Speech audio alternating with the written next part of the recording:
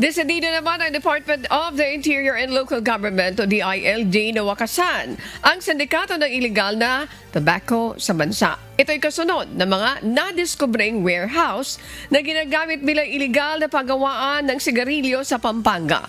Ayon kay DILG Secretary Jan Vic Remulla, nagsasagawa na ng case build-up ang otoridad para matukoy kung sino ang mga nasa likod ng mga warehouses at masampahan ng kaso. Magkakaugnay ang mga warehouses na sinalakay ng mga otoridad sa San Fernando, San Simon at Mexico, Pampanga.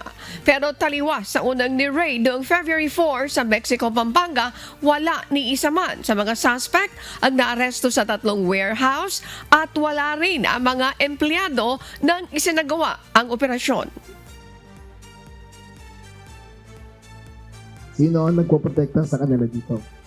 So, may persons of interest kami, pero hindi pa namin natatay up distinctively kung sila talaga ang kasama. Pero tingin namin may tobacco lord dito na nag-operate. At ang hinala namin, hinala pa lang naman, ay 2 Central Luzon congressman.